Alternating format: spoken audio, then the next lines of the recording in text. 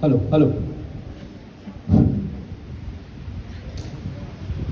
Shall I start, Honorable Speaker, sir?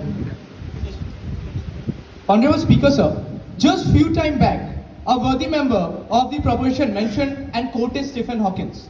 The greatest enemy of knowledge is not ignorance. It is the illusion of knowledge.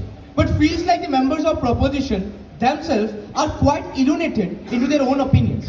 Because the member of the proposition highlighted about yoga, how yoga have been adopted by the entire world in this moment of time.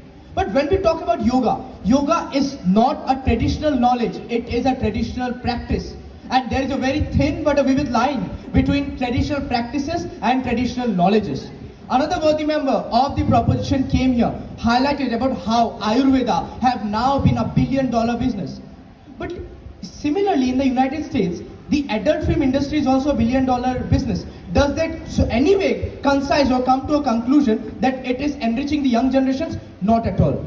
Honorable Speaker, sir, another worthy member of the proposition clearly highlighted about when we look into the entire motion, we do not say that it is only traditional folk knowledge. We have to integrate scientific temperament as well. If we have to interpret scientific temperament, then why did the members of proposition themselves have only introduced the traditional and folk knowledge and not the scientific temperament? They themselves agree. Another worthy member of the proposition came here, highlighted and accepted that we cannot blindly trust all traditional knowledges because there are a lot of stereotypical mindsets which have been enriched in our knowledge itself. Then why did the member of proposition are raising such a bill which do not have a concise point? Honorable Speaker, sir, today I come here with few statements. The IITs, the IIMs, I'm sure we can name a few around the country.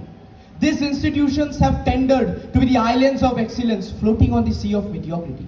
But the average Indian education system in the entire moment of time remains stagnant. The reason because we do not have a proper compounding of all the resources which we have in our entire Republic of India.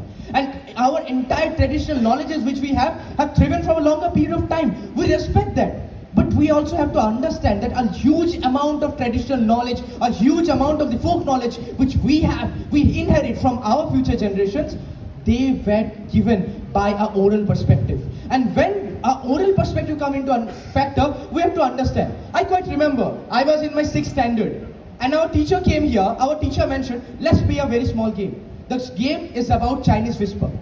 The game started with Shakuni, ended with Draupadi.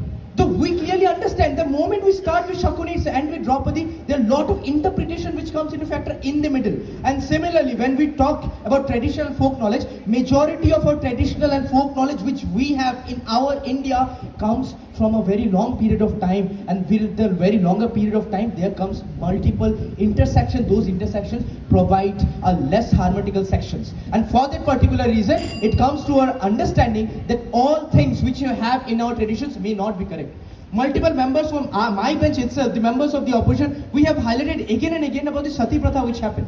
Initially, before it was being abolished, what we used to think, a woman is only there just for the need of the man, and if the husband have been died in that scenario, the women have to be burned alive. And that is the moment, if Raja Ram Mohan Rai at that moment of time would have not demolished the Sati Pratha, it would just have been established till now in our society just in the name of a traditional knowledge and the traditions which we follow in our entire society. And Honorable Speaker, sir, even after hearing all these statements, we'll still find the members of the proposition coming here with their manipulative statements. We're trying to manipulate the entire house with fake beliefs again and again and again. And we'll find their own statements getting changes because the statements which they themselves produce in this house do not at all resembles to the entire motion they themselves presented. We talk about the young generation, but which young generation are we talking about? Are we talking about the millennials? Are we talking about the Gen Z generation? Are we talking about the young generation by the just recent generation, the generation Beta, which have just started from 2025? We are not at all aware the young generation what they actually mean,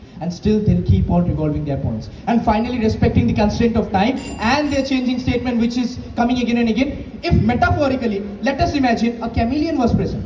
The chameleon would have felt really insecure about his abilities because the statements of the members of the proposition changes much more faster than the chameleon even changes its color. With this, though I rest my case, but definitely not my cause. Thank you, Honorable Speaker, sir. Thank you, August Gathering.